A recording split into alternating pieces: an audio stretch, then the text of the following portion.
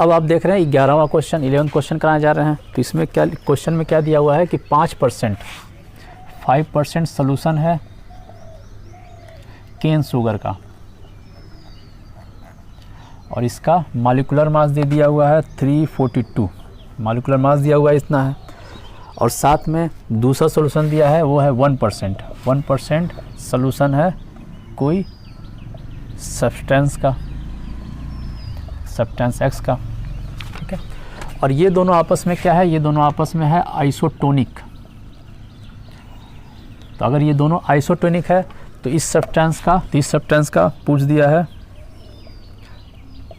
Molecular weight क्या होगा, ठीक है। तो सबसे पहले तो ये जानना है कि आइसोटोनिक का मतलब क्या होता है। तो आइसोटोनिक का मतलब होता है कि ऐसे दो सोल्यूशन दोनों का कंसंट्रेशन सेम हो। अगर कोई भी दो सोल्यूशन जिसका कंसंट्रेशन सेम है तो उन दोनों सोल्यूशन को बोलेंगे ये दोनों सोल्यूशन क्या है, आइसोटोनिक सोल्यूशन है, ठीक है। ये ऑस्मोटिक प्रेशर वाले लेक्चर में मैंने आपको डिटेल इसके बारे में पढ़ाया हुआ है। तो अगर दोनों का कंसंट्रेशन सेम है तो ये कंसंट्रेशन बराबर होगा, ये दोनों इक्वल होगा। अब इस यहाँ दिया है 5% सोल्यूशन। तो 5% सोल्यूशन का मतलब ये होता है कि अगर 100 ml सोल्यूशन अगर हम लेते हैं तो इस सोल्यूशन में जो वेट एब्सोल्यूट होगा वो हो जाएगा 5 ग्राम, ठीक है। तो 100 ग्राम सोल्यूशन लिए तो 5 ग्राम इसका वेट होगा। अब इसको सॉल्व करते हैं। इसके लिए हम क्या निकालते हैं, मोलरिटी इसके लिए निकाल लेंगे। तो अगर इसकी मोलरिटी निकालते हैं तो मोलरिटी का फार्मूला होता है, ऊपर लिखते हैं नंबर ऑफ मोल्स। तो मोल्स निकलने के लिए हो जाएगा 5, इसका mass divide by molar mass 342 और डिवाइड बाई वॉल्यूम। तो वॉल्यूम ये 100 ml में है तो यहाँ पे 1000 का मल्टीप्लाई भी करेंगे क्योंकि ml में है, इसको लीटर में लिखना होता है। तो केन शुगर का जो कंसंट्रेशन आएगा, मोलरिटी आएगा, ये आएगा। अब दूसरे इसकी बात करते हैं, दूसरा सब्सटेंस, इसका मोलरिटी निकाल, इसको लिखते हैं M1, इसके लिए देते हैं M2, इसके लिए निकालेंगे। तो इसका मास जो है वहीं कैलकुलेट करना है। तो इसका मास 1 ग्राम हो जाएगा। तो 1 लिखेंगे किसने में है, 100 में, ठीक है। और साथ में मॉलिक्यूलर मास स्मॉल m, इसी को कैलकुलेट करना है और यहाँ पे 1000 का मल्टीप्लाई। अब इन दोनों को इक्वल कर देंगे क्योंकि ये दोनों है आइसोटोनिक सोल्यूशन। ये इक्वल टू ये 5, 342, 100 ऊपर यहाँ 1000 हो गया, इक्वल टू ये वाला 1 ना और स्मॉल m इंटू 1000। 100 से 2 0 कट गया, यहाँ पे भी 100 से 2 0 कट गया, 10 से 10 भी कट गया। अब m बच गया, यहाँ बच गया। तो m की इक्वल टू m जो है मॉलिक्यूलर मास है। मॉलिक्यूलर मास कितना हो जाएगा, 342 डिवाइड बाई 5। तो अगर इसको डिवाइड करेंगे तो कितना आ जाएगा, 68.4 इतना ग्राम। तो जो सब्सटेंस होगा उसका जो मॉलिक्यूलर मास होगा, मॉलिक्यूलर मास इतना हो जाएगा, ठीक है, इतना ग्राम पर मोल। तो इसका जो आंसर है, इसका आंसर हो जाएगा C। तो 11वें का आंसर है C। अब बात करते हैं 12वां क्वेश्चन की। तो जैसा कि 12वां क्वेश्चन आपको दिख रहा है कि इसमें नंबर ऑफ मोल्स पूछा है ऑक्सीजन का, और ये दे दिया हुआ है कि 1 लीटर एयर लेते हैं। 1 लीटर अगर हम लेते हैं एयर, तो इस एयर में कितना है, 21% ऑक्सीजन है, ठीक है। तो अगर 1 लीटर एयर लेते हैं, इसमें 21% ऑक्सीजन है, तो हमें इसके नंबर ऑफ मोल्स, ऑक्सीजन के मोल्स कैलकुलेट करने हैं कि मोल्स कितना होगा, ठीक है, इसी डेटा से। तो देखिए कैसे कैलकुलेट करेंगे इसको। तो सबसे पहले तो 21% अगर ऑक्सीजन है तो इससे पता चला कि अगर हम 100 ml एयर ले लेते हैं तो इसमें जो ऑक्सीजन होगा कितना होगा, 21 ml ऑक्सीजन हो जाएगा। अब यहाँ पे लिया गया 1 लीटर, तो अगर हम यहाँ पे 1 लीटर लेते हैं, 1 लीटर का मतलब हो गया कि 1000 ml। तो अगर 1000 में लेते हैं तो ये हो जाएगा 210 ml हो जाएगा, ये ऑक्सीजन हो गया। अब इसमें हमको निकालना है मोल्स। तो मोल्स का फार्मूला, एक फार्मूला वॉल्यूम के लिए भी होता है, और वॉल्यूम अगर दिया हुआ है तो उसका फार्मूला होता है वॉल्यूम ml में और डिवाइड बाई 22400 ml। इसे डिवाइड करते हैं तो यहाँ पे मोल निकल जाएगा। तो ये दिया हुआ है वॉल्यूम 210 और डिवाइड बाई 22400। इसको सॉल्व कर देंगे तो इसका आंसर आ जाएगा। तो इसका जो आंसर आएगा आ जाएगा C, 0.0093। तो ये आंसर हो गया 12वें क्वेश्चन का, ठीक है। अब बात करते हैं 13वां क्वेश्चन। 13वां क्वेश्चन दिया हुआ है कि which are the following mode of expression concentration is independent of temperature. कौन सा है इसमें जो टेम्परेचर पे डिपेंड नहीं करता है। तो सेकंड क्वेश्चन जो मैं बताया था उसी टाइप का था। सेकंड क्वेश्चन में टेम्परेचर पे डिपेंड करता था, ये पूछा, इसमें टेम्परेचर पे डिपेंड नहीं करता है। तो टेम्परेचर पे वो डिपेंड नहीं करेगा जिसमें दोनों तरफ, जिसमें लीटर नहीं होगा, जिसमें वॉल्यूम नहीं होगा। तो इसका आंसर हो जाएगा मोलैलिटी। तो ये था 13वां क्वेश्चन। 13वां क्वेश्चन का आंसर हो जाएगा बी, और बी दिया हुआ है मोलैलिटी। तो मोलैलिटी जो है टेम्परेचर पे डिपेंड नहीं करेगा क्योंकि इसमें वॉल्यूम नहीं है, इसमें जो भी है मास है, ठीक है। अब 14 क्वेश्चन, अब आपको यहाँ दिख रहा होगा क्वेश्चन नंबर 14। क्वेश्चन नंबर 14 में क्या दिया है, which are the following statement about the composition of vapour over an ideal 1:1 molar mixture of benzene and toluene. अब इसमें दो लिया गया है, एक है बेंजीन और दूसरा लिया गया है टॉलुइन, ठीक है।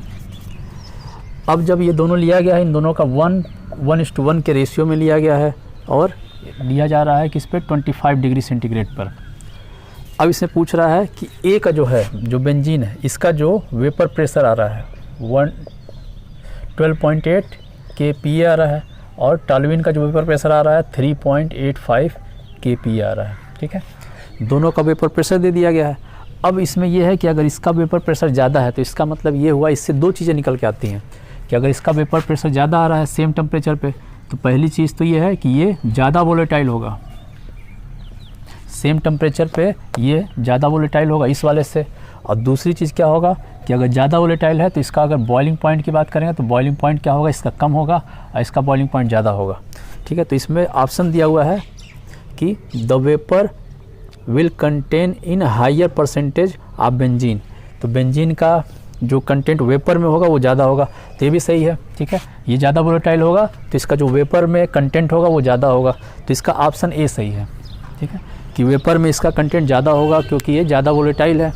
और ज़्यादा वोलेटाइल कैसे पता चला, क्योंकि इसका वेपर प्रेशर ज़्यादा आ रहा है सेम टेम्परेचर पे। अब आपको दिख रहा है 15 क्वेश्चन। 15 क्वेश्चन में क्या दिया हुआ है कि 100 डिग्री सेंटीग्रेड पर जो वेपर प्रेशर दिया गया है वो है 732 mm Hg है और 6.5 ग्राम सॉल्यूट को मिलाते हैं किसमें, 100 ग्राम वाटर में, ठीक है। तो 100 ग्राम वाटर में इतना ग्राम सॉल्यूट मिला रहे हैं तो वेपर प्रेशर ये आ जा रहा है, ठीक है, 100 डिग्री टेम्परेचर पे। और साथ में क्या पूछा, साथ में क्या दिया हुआ है, केबी की वैल्यू दी है। केबी की वैल्यू जो है 0.52, ये सॉल्वेंट, ये आपके सॉल्वेंट की वैल्यू दी गई है। सॉल्वेंट मतलब यहाँ पे क्या है, वाटर है, ये वाटर का ये होता है, ठीक है। अब इसमें पूछ क्या रहा है, इसमें पूछा है कि boiling point of this solution will be. तो जो सोल्यूशन बना उसका बॉइलिंग पॉइंट क्या होगा। तो सोल्यूशन का बॉइलिंग पॉइंट निकालने के लिए जो कोलिगेटिव प्रॉपर्टी, जो फर्स्ट कोलिगेटिव प्रॉपर्टी थी वेपर प्रेशर वाला, एक तो उस फार्मूले को यूज करेंगे क्योंकि यहाँ वेपर प्रेशर दिया गया है, और दूसरा फार्मूला यूज करेंगे एलिवेशन इन बॉइलिंग पॉइंट। दो कोलिगेटिव प्रॉपर्टी में दो फार्मूले थे, दोनों फार्मूले का यहाँ पे यूज है। तो जो पहला फार्मूला था उसका delta P divide by P not equal to x2, ये फार्मूला था इसका फर्स्ट कोलिगेटिव प्रॉपर्टी का। तो इसमें डेल्टा पी की जो वैल्यू होगी, तो डेल्टा पी क्या है, चेंज इन वेपर प्रेशर। तो चेंज इन वेपर प्रेशर कितना होगा, अगर हम प्योर लेते हैं वाटर, तो अगर प्योर वाटर जो है वो 100 डिग्री टेम्परेचर पे इतना mmHg प्रेशर उसका देगा, क्योंकि जो वाटर का बॉइलिंग पॉइंट होता है 100 डिग्री होता है, और बॉइलिंग पॉइंट पे जो वेपर प्रेशर होगा वो एटमॉस्फेरिक प्रेशर के बराबर होगा। तो एटमॉस्फेरिक प्रेशर ये होता है, तो यही जिसका वेपर प्रेशर होगा वाटर का, ये हो गया। अब माइनस कर देंगे ये वाला, ये सोल्यूशन का, तो हो जाएगा 730, ये डायरेक्ट ये फार्मूला ही है ये, और डिवाइड बाई पी नॉट 760, इधर की तरफ ये आ गया। अब मोल फ्रैक्शन निकालना है, मोल फ्रैक्शन ऑफ सॉल्यूट। तो सॉल्यूट का मोल फ्रैक्शन अगर निकालना होता है, यहाँ बताते हैं x2, ये लिख देते हैं N2 divide by N1 plus N2। तो डाइल्यूट सोल्यूशन है, डाइल्यूट सोल्यूशन के लिए ये वैल्यू यहाँ से हटा देते हैं, N2 बाई N1 हो जाता है। अब ये निकालना है, ये सॉल्यूट है, इसका मास दिया गया है कितना है 6.5, और डिवाइड बाई मोलर मास निकलते हैं, मोलर मास लिख देते हैं m, और नीचे लिखना है वाटर का। तो वाटर कितना है 100 ग्राम है, 100 मास हो गया, मोलर मास 18 हो गया, तो ये इसकी वैल्यू हो गई। तो ये इक्वल टू हो जाएगा 6.5 into 18 divide by m, into 100। इस वैल्यू से हमें इसका निकल जाएगा मॉलिक्यूलर मास। तो हमें मोलर मास पता चल गया, इसमें मॉलिक्यूलर मास कर दें चाहे मॉलिक्यूलर वेट कर दें, ये हमको यहाँ से इस वैल्यू से पता चल जाएगा। तो सबसे पहले तो हमारा ये डेटा निकल के आया, सबसे पहली चीज़। अब इसमें बॉइलिंग पॉइंट पूछा गया है, तो बॉइलिंग पॉइंट पूछा गया, तो अब इसमें सेकंड फार्मूला लगाएंगे। सेकंड फार्मूला होता है delta T equal to change in boiling point कर सकते हैं या फिर एलिवेशन इन बॉइलिंग पॉइंट, और ये किसके बराबर होता है, KB, और यहाँ पे होता है मोलेलिटी। ठीक है, अब इसमें जो KB है, KB का वैल्यू इतना दिया गया है 0.52। मोलेलिटी हम निकाल लेंगे, यहाँ लिखेंगे नंबर ऑफ मोल्स, मोल्स की लिखते हैं मास, तो मास होगा ये, और मोलर मास इसकी वैल्यू यहाँ से कैलकुलेट करके यहाँ वैल्यू लिख देंगे m का, और नीचे लिखते हैं मास ऑफ सॉल्वेंट, तो सॉल्वेंट क्या है, वाटर, और वाटर 100 ग्राम, तो 100, और इसको लिख देंगे 1000 से क्योंकि वो ग्राम में दिया गया है। ठीक है, तो यहाँ पे जो वैल्यू आएगा ये चेंज इन बॉइलिंग पॉइंट आएगा, या फिर elevation in boiling point, boiling point में कितना चेंजेज आ रहा है, कितना बॉइलिंग पॉइंट बढ़ रहा है। तो ये पूरा कैलकुलेट करने पे जो इसकी वैल्यू आएगी 1.06 आता है। ठीक है, तो चेंज इन बॉइलिंग पॉइंट इतना आ गया। अब चेंज इन बॉइलिंग पॉइंट हमें पता चल गया, और जो प्योर सॉल्वेंट वाटर है उसका बॉइलिंग पॉइंट पता है। अब जब सॉल्यूट मिला दिए तो सॉल्यूशन बना, तो सॉल्यूशन का बॉइलिंग पॉइंट यहाँ पूछा है, तो सॉल्यूशन का बॉइलिंग पॉइंट क्या होगा, इसमें ये वैल्यू जोड़ देंगे क्योंकि इतने का चेंजेज आ रहा है, जो बॉइलिंग पॉइंट में चेंजेज आ रहा है सॉल्यूट मिलाने के बाद इतने का चेंजेज आ रहा है, तो ये वैल्यू इस वैल्यू में जोड़ देंगे तो आंसर आ जाएगा। इस वैल्यू को इसमें जोड़ते हैं तो हो जाएगा 101.06, इतना डिग्री सेंटीग्रेड में दिया, डिग्री सेंटीग्रेड आंसर हो जाएगा। तो इसका जो आंसर है इसमें, इसका आंसर ए है, ए आंसर में सिर्फ इतना ही दिया हुआ है, तो ये आंसर हो जाएगा 101 डिग्री। तो ये था आपका 15 क्वेश्चन। अब बात करते हैं 16 क्वेश्चन की। तो 16 नंबर का क्वेश्चन जैसा कि दिख रहा है, दिया हुआ है कि which one is not equal to 0 for the ideal. तो आइडियल सोल्यूशन की अगर बात करते हैं तो आइडियल सोल्यूशन के लिए 4 इसमें ऑप्शन दिया हुआ है, डेल्टा S मिक्सिंग, तो ये वैल्यू ऑलवेज पॉजिटिव होता है। ठीक है, अगर आइडियल गैस की बात करते हैं तो आइडियल गैस के लिए डेल्टा S जो मिक्सिंग की वैल्यू होती है हमेशा पॉजिटिव होता है। एक होता है डेल्टा G मिक्सिंग, ये ऑलवेज निगेटिव होता है। ठीक है, ये दोनों ऑलवेज होगा आइडियल के केस में। ठीक है, ये है एंट्रोपी, ये है गिब्स फ्री एनर्जी। ठीक है, ये है एंट्रोपी और ये गिब्स फ्री एनर्जी है। ठीक है, इसके अलावा जो डेल्टा H होता है, डेल्टा H मिक्सिंग, फोर्स होता है अट्रैक्टिव फोर्स, उसके बाद वॉल्यूम होता है चेंज इन वॉल्यूम, ये सब मिक्सिंग का है, ये सारा वैल्यू 0 होता है। ये सारा चीज़ आपको मिल जाएगा आइडियल और नॉन आइडियल सोल्यूशन के बारे में मैंने जो लेक्चर दिया था उसमें। ठीक है, तो ये था क्वेश्चन नंबर 16। तो 16 का आंसर हो जाएगा 0, कौन सा नहीं होगा, तो ए वाला, इसका ए आंसर दिया हुआ है, ए में यही दिया हुआ है कि ये वैल्यू दिया गया, तो ये वैल्यू ए आंसर हो जाएगा। अब बात करते हैं क्वेश्चन नंबर 17 की। क्वेश्चन नंबर 17 भी सेम है कि कौन सा इसमें सेटिस्फाई नहीं करता आइडियल को, तो इसका आंसर हो जाएगा सी, यही वाला दिया हुआ है ऑप्शन इसमें भी, delta X mixing equal to लिख दिया 0, तो 0 तो होता नहीं आइडियल सोल्यूशन के लिए, तो इसका आंसर हो जाएगा सी। और आइडियल सोल्यूशन राउल्स लॉ को फॉलो करता है, ये भी इसमें ऑप्शन दिया हुआ है। ये सारी चीज़ें पढ़ाई जा चुकी हैं। अब क्वेश्चन नंबर 18 में दिया गया है कि प्योर लिक्विड है, एक है PA और दूसरा है PB, ये दोनों वेपर प्रेशर दिया गया है, वेपर प्रेशर दिया है 2 कंपोनेंटों का।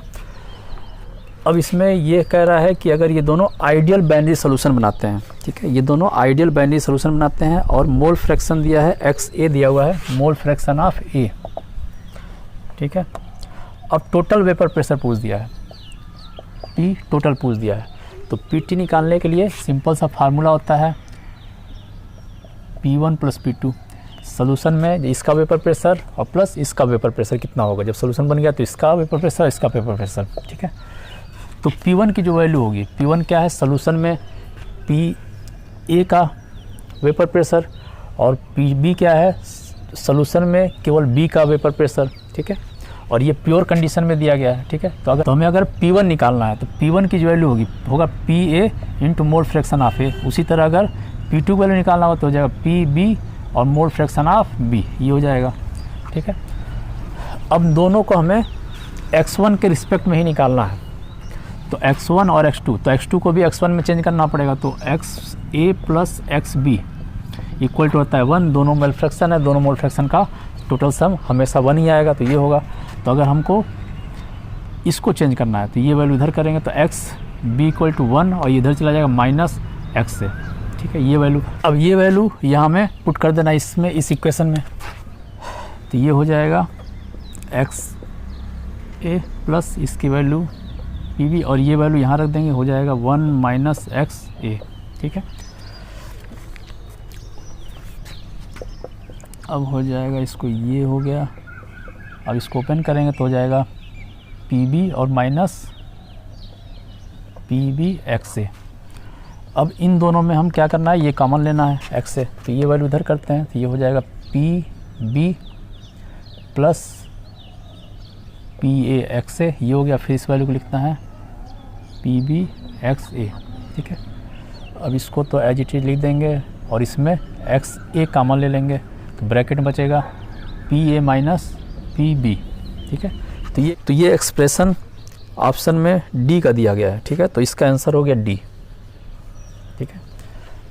तो इसका आंसर डी है। अब बात करते हैं 19 क्वेश्चन की। अब देखते हैं क्वेश्चन नंबर 19। तो क्वेश्चन नंबर 19 क्या दिया हुआ है, एक है क्लोरोफॉर्म CHCl3 और दूसरा है CH2Cl2।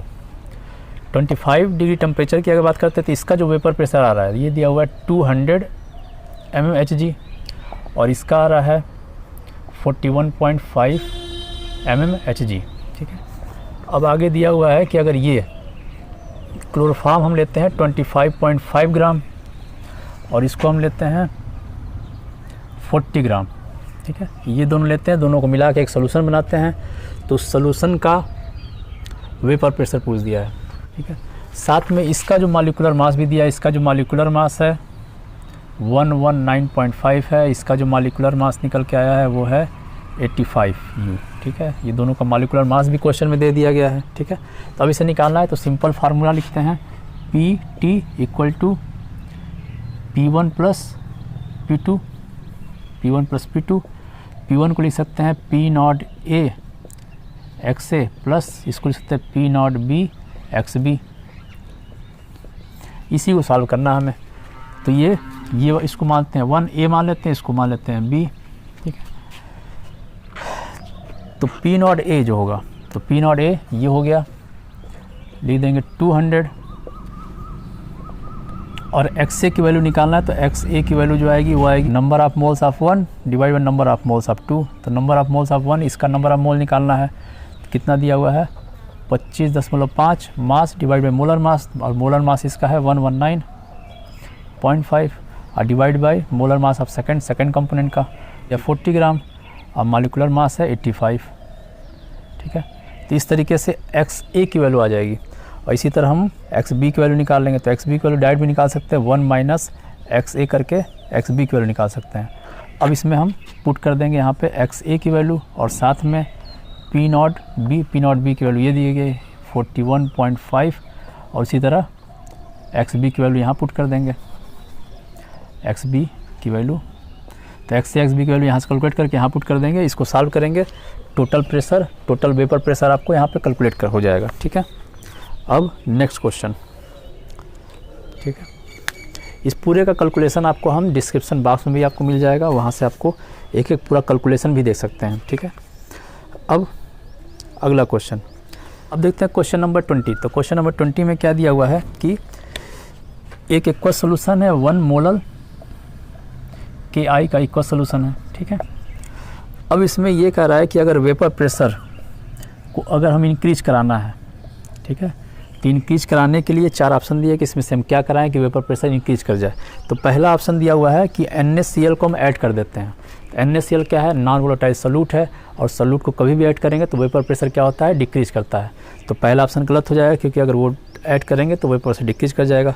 सेकंड ऑप्शन में Na2SO4 को ऐड करने को बोल रहा है, ये भी क्या है, नॉन वोलेटाइल सॉल्यूट है, इससे भी वेपर प्रेशर क्या होगा, डिक्रीज कर जाएगा, लेकिन हमें क्या करना है, इंक्रीज करना है। तीसरा ऑप्शन दिया है कि इसमें 1 मोलर KI को ऐड करेंगे, तो अगर 1 मोलर पहले से ही ये दिया हुआ है और 1 मोलर ही अगर हम ऐड करते हैं तो वेपर प्रेशर पे कोई इफेक्ट नहीं पड़ेगा।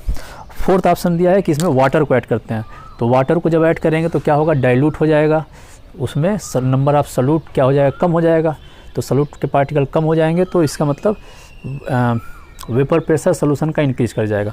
तो इसका ऑप्शन हो जाएगा 20 का डी। तो 20 नंबर क्वेश्चन का ऑप्शन हो जाएगा डी। ठीक है, अब है 21वां क्वेश्चन 21। तो 21 क्वेश्चन क्या दिया हुआ है कि एसीटोन दिया हुआ है,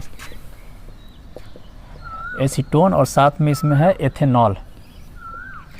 ये पूछा है कि ये सोल्यूशन जो है वो किसका है, राउल्स लॉ को फॉलो करेगा या फिर निगेटिव डेविएशन होगा या पॉजिटिव डेविएशन होगा, ये सारा कुछ इसमें क्वेश्चन पूछा गया है। ठीक है, तो इसका भी मैंने आपको सोल्यूशन में जब निगेटिव डेविएशन और पॉजिटिव डेविएशन पढ़ाया था तो उसके जस्ट नेक्स्ट लेक्चर में इसका एक मैंने आपको ट्रिक बताया था कि आइडियल सोल्यूशन है तो किस कॉम्बिनेशन, अगर किस कॉम्बिनेशन में रहे तो उसको आइडियल सोल्यूशन बोलेंगे, किस कॉम्बिनेशन में रहे तो उसको पॉजिटिव डेविएटेड बोलेंगे, और किस कॉम्बिनेशन में अगर रहे तो उसको निगेटिव। इसका सबका एक ट्रिक बना रखे हैं तो उसका आपको मिल जाएगा, आप चाहे तो वहाँ पे भी देख सकते हैं। तो अगर किसी भी सोल्यूशन में अगर एथेनॉल होता है या फिर सिंपल सा कह दे कि एल्कोहल अगर है तो वो पॉजिटिव डेविएशन शो करेगा। तो यहाँ पे भी सोल्यूशन में क्या है, ये एल्कोहल है, तो एल्कोहल अगर इस एक कंपोनेंट अगर एल्कोहल है तो ये क्या होगा, पॉजिटिव डेविएशन होगा, तो यहाँ पॉजिटिव डेविएशन शो करेगा। तो इसका आंसर हो जाएगा ए। ये आंसर दिया हुआ है कि show A positive deviation from Raoult's law. ठीक है, अब है 22वां क्वेश्चन। ठीक है, तो 22वां क्वेश्चन क्या कर रहा है कि दो कंपोनेंट है, दो लिक्विड है P और Q। ठीक है, और दोनों का वेपर प्रेशर दिया, इसका वेपर प्रेशर दे दिया है 80 और इसका दे दिया गया है 60 टॉर। टॉर भी एक यूनिट होती है प्रेशर का। ठीक है, तो दोनों का वेपर प्रेशर दिया है। अब पूछा गया total vapour pressure the solution obtain by the mixing. अगर इसका हम 3 मोल ले लें और इसका 2 मोल ले लें तो टोटल वेपर प्रेशर पूछ दिया है। तो सिंपल सा है, टोटल वेपर प्रेशर निकालने के लिए सिंपल सा फार्मूला यूज करते हैं। तो P1 + P2, P1 को लिख सकते हैं P01 x1 + P02 x2। P01 यही दिया गया, ये कितना है 80, और x1 की वैल्यू x1 का निकालना है तो x1 के नंबर ऑफ मोल्स कितना है 3 और divide by total number of moles 3 + 2 हो जाएगा 5। इसी तरह x2 अगर निकालना है तो x2 निकालने के लिए ऊपर क्या लिखेंगे, 2 का नंबर ऑफ मोल्स 2 और divide by total number of moles, ये हो जाएगा। ठीक है, तो ये हो जाएगा 0.6 और ये 0.4। ये वैल्यू यहाँ पुट करेंगे तो x1 की वैल्यू यहाँ लिख देंगे मल्टीप्लाई 0.6 और प्लस ये वैल्यू दिया है 60 और मल्टीप्लाई कर देंगे इसमें 0.4 का। इसे सॉल्व करेंगे तो टोटल वेपर प्रेशर आ जाएगा आपका। ठीक है, तो ये था क्वेश्चन नंबर 22। तो ये क्वेश्चन नंबर 22 है। अब आपको जैसे क्वेश्चन नंबर 23 यहाँ डिस्प्ले हो रहा है, इसमें जो दिया हुआ है H1, H2 और H3 ये 3 दिया हुआ है। तो 3 ये क्या एंथैल्पी है। तो H1 दिया है सॉल्वेंट का, H2 दिया है सॉल्यूट का और H3 दिया है सॉल्यूशन का। तो इसका अगर आइडियल सॉल्यूशन अगर बनता है तो यहाँ पे जो पूरे सॉल्यूशन का होगा, यहाँ पे होगा डेल्टा H1, जो सॉल्यूशन की बात करेंगे तो हो जाएगा delta H1 + delta H2 + delta H3। ये किसके अकॉर्डिंग है, हेस लॉ के अकॉर्डिंग। तो इसके अकॉर्डिंग ये आंसर आएगा इसका। तो इसका आंसर हो जाएगा बी। तो 23 का आंसर होगा बी। अब है 24। तो 24 वाले क्वेश्चंस में क्या दिया हुआ है कि राउल्स लॉ को फॉलो कर रहा है। ए और बी 2 कंपोनेंट है। अगर 2 कंपोनेंट है तो इसमें अट्रैक्टिव फोर्स का ऑप्शन दिया गया। तो पहले ए बी का जो अट्रैक्टिव फोर्स है ग्रेटर है। तो आइडियल केस में क्या होता है, जो 2 कंपोनेंट होता है उसका अट्रैक्टिव फोर्स सॉल्यूशन के अट्रैक्टिव फोर्स के बराबर होता है। तो जो ए का अट्रैक्टिव फोर्स होगा और बी का अट्रैक्टिव फोर्स होगा, वो किसके बराबर होगा, ए बी के अट्रैक्टिव फोर्स के बराबर होगा। ये भी आइडियल सॉल्यूशन में इसके बारे में डिटेल बताया है। तो इसका जो आंसर हो जाएगा, इसका आंसर हो जाएगा सी में दिया हुआ है A B attractive force remain same as A and B. ठीक है, तो इसका हो गया 24 वाला क्वेश्चन का आंसर सी। अब है 25th थ्योरेटिकल क्वेश्चन है। 25th में दिया है कि अगर the beans are cooking earlier in pressure cooker में बीन्स को क्यों जल्दी जो पक जाते हैं, दाल है ये सारी चीज़ें क्यों जल्दी पक जाती है। तो उसका रीज़न क्या है, उसका रीज़न है इसमें ए हो जाए कि बॉइलिंग पॉइंट इंक्रीज करता है अगर प्रेशर इंक्रीज करता है।